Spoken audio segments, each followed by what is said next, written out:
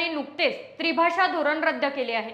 महाराष्ट्राच्या शिक्षण क्षेत्रात गेल्या काही काळापासून चर्चेत असलेले आणि मोठ्या राजकीय आणि सामाजिक वादाचे कारण ठरलेले त्रिभाषा धोरण अखेर राज्य सरकारने रद्द केले आहे।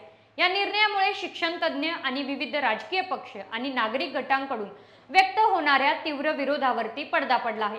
तसेच विद्यार्थ्यांवरील भाषिक बोजाबाबतच्या चिंतेलाही काही प्रमाणात दिलासा मिळाला आहे। नेमके हे धोरण काय होते, कोणत्या टप्प्यात ते लागू करण्याचा प्रयत्न झाला आणि त्याला इतका तीव्र विरोध का झाला, या सर्व पैलूंचा आपण सविस्तर आढावा घेऊयात आजच्या पब्लिक माईकच्या खास व्हिडिओमध्ये। नमस्कार, मी सह्याद्री देसाई आणि आपण पाहताय पब्लिक माईक। मुळात या धोरणाची बीजे 16 एप्रिल रोजी देवेंद्र फडणवीस सरकारने जारी केलेल्या एका सरकारी आदेशात म्हणजे GR मध्ये होती। या आदेशानुसार राज्यातील इंग्रजी आणि मराठी माध्यमांच्या शाळांमध्ये इयत्ता 1 ते 5वीच्या विद्यार्थ्यांसाठी हिंदीला अनिवार्य तिसरी भाषा म्हणून शिकवणे बंधनकारक करण्यात आले। या निर्णयामागे विद्यार्थ्यांमध्ये हिंदी भाषेचं ज्ञान वाढवणे असा उद्देश असावा असे मानले जाते, कारण हिंदी ही राष्ट्रीय भाषा असल्याने तिचा वापर देशभरात मोठ्या प्रमाणावर होतो। मात्र या निर्णयाला तात्काळ आणि तीव्र विरोध सुरू झाला। अनेक शिक्षण तज्ञ, पालक आणि भाषिक संघटनांनी हा निर्णय विद्यार्थ्यांवर अतिरिक्त भार टाकणारा आणि मराठी भाषेच्या महत्त्वाकडे दुर्लक्ष करणारा असल्याचे सांगितले।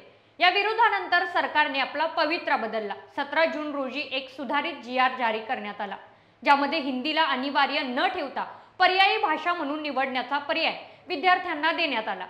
या बदलामुळे काही प्रमाणात नाराजी कमी झाली असली तरी मूळ धोरणाबद्दलची चिंता कायम होती। हा बदल करूनही धोरणावरील टीका थांबली नाही। विरोधकांनी असे म्हटले आहे की धोरण महाराष्ट्राच्या भाषिक आणि सांस्कृतिक विविधतेला बाधा पोहोचवू शकते। विशेषतः मराठी भाषेच्या शिक्षणाला दुय्यम स्थान मिळू नये अशी त्यांची मागणी होती। अनेक शाळांमध्ये आणि शैक्षणिक संस्थांमध्ये या निर्णयाविरुद्ध आंदोलने आणि निषेध मोर्चे काढण्यात आले। वाढत्या जनरेट्यामुळे सरकारवर हे धोरण पूर्णपणे मागे घेण्याचा दबाव वाढला। अखेरीस या वाढत्या दबावामुळे सरकारने नमते घेतले। मुख्यमंत्री देवेंद्र फडणवीस यांनी मुंबईत पत्रकार परिषद घेऊन घोषणा केली की राज्य मंडळाने त्रिभाषा धोरणाशी संबंधित एप्रिल आणि जून मध्ये जारी केलेले दोन्ही सरकारी आदेश मागे घेण्याचा निर्णय घेतला आहे। हा निर्णय शिक्षण तज्ञ आणि विविध गटांच्या मागणीला प्रतिसाद म्हणून घेण्यात आला। यावेळी मुख्यमंत्र्यांनी एक महत्त्वाचा निर्णय जारी केला। भविष्यातील भाषिक धोरणे कसे असावेत याबाबत शिफारसी देण्यासाठी शिक्षण तज्ञ डॉक्टर नरेंद्र जाधव यांच्या अध्यक्षतेखाली एक नवीन समिती स्थापन करण्यात आली आहे। ही समिती राज्यासाठी आणि सर्वसमावेशक स्वीकारार्ह भाषिक धोरण तयार करण्यासाठी काम करेल अशी अपेक्षा आहे।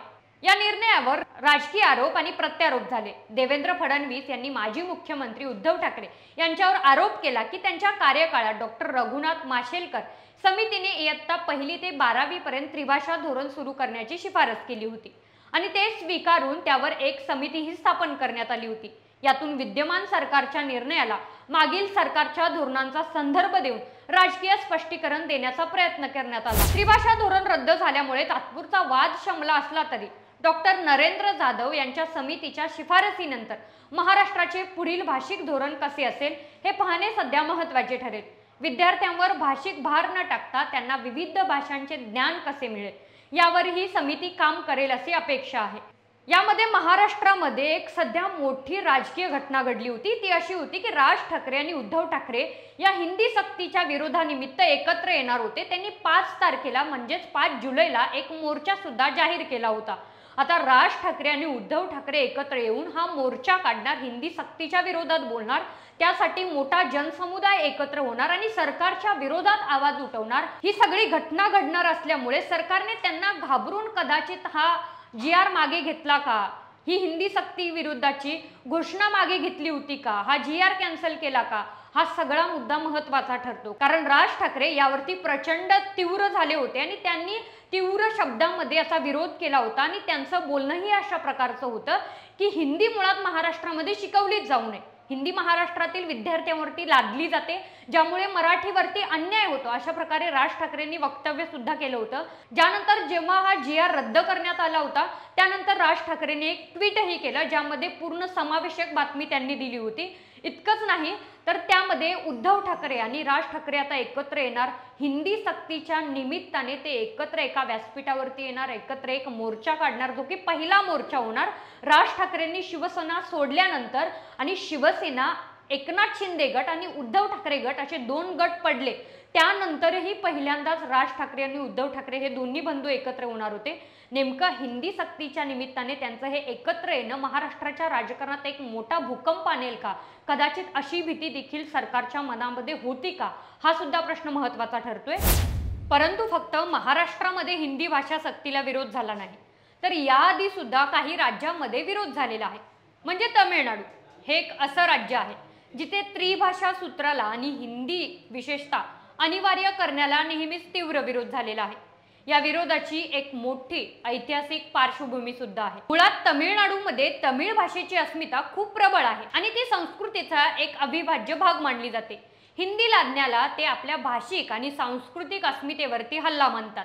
1930च्या दशकापासूनच विशेषतः 1960च्या दशकात हिंदी विरोधी आंदोलने येथे मोठ्या प्रमाणावरती झाली। या आंदोलनांनी तमिळनाडूच्या राजकारणावरती मोठा प्रभाव टाकला आणि हिंदी लादण्याला यशस्वीरित्या विरोध केला। त्याचबरोबर तमिळनाडूने द्विभाषा सूत्र स्वीकारले, म्हणजे हिंदी आणि इंग्रजी फक्त या दोन भाषा निवडल्या। तमिळ ही त्यांची मातृभाषा आणि राज्याची अधिकृत भाषा मानली जाते। ही भाषा आंतरराष्ट्रीय संवाद, उच्च शिक्षण आणि रोजगार यासाठी महत्त्वाची मानली जाते। तमिळनाडूमध्ये हिंदी शिकवणे पूर्णपणे ऐच्छिक आहे आणि बहुतेक शाळांमध्ये ही अनिवार्य भाषा म्हणून शिकवली जात नाही। तर यामध्ये तमिळनाडू हे हिंदीला अनिवार्य न करणारे प्रमुख राज्य बनले आहे। त्याचबरोबर पश्चिम बंगाल हे देखील एक गैर हिंदी भाषिक राज्य आहे, पण तमिळनाडूपेक्षा त्यांची भूमिका थोडीशी वेगळी आहे। म्हणजेच पश्चिम बंगालने त्यांच्या नवीन शैक्षणिक धोरणात त्रिभाषा सूत्रावरती भर दिलेला आहे, पण त्यात बंगाली भाषेला अग्रक्रम ठेवले आहे। पश्चिम बंगालमध्ये बंगाली ही राज्याची प्रमुख भाषा असल्याने तिला सर्वात पहिले प्राधान्य दिले जाते। विद्यार्थ्यांसाठी बंगाली शिकणे अनिवार्य आहे। बंगाली व्यतिरिक्त विद्यार्थी इंग्रजी आणि हिंदी किंवा इतर कोणतीही आधुनिक भारतीय भाषा शिकू शकतात। हे त्यांचे मुख्य राष्ट्रीय एकात्मतेला प्रोत्साहन देणारे धोरण आहे। परंतु बंगाली भाषेच्या महत्त्वावर कोणताही परिणाम होणार नाही याची काळजी घेतली जाते। पश्चिम बंगालमध्ये त्रिभाषा सूत्र पूर्णपणे काटेकोरपणे लागू केले जात नाही, पण ते विद्यार्थ्यांना भाषिक कौशल्य वाढवण्यासाठी प्रोत्साहन देते। त्रिभाषा सूत्र लादणं हा सरकारचा अट्टहास अखेर मागे घेण्यात आला। मात्र आता हे पाहणं महत्त्वाचं ठरतं की हा सरकारचा निर्णय कायमस्वरूपी राहील का, किंवा येत्या काळात हा निर्णय पुन्हा एकदा बदलण्यात येईल, हे पाहणं सध्या महत्त्वाचं ठरतं। तोपर्यंत पुढच्या माहितीसाठी पाहत राहा पब्लिक माईक या YouTube चॅनलला लाईक करा, शेअर करा आणि सबस्क्राईब करा।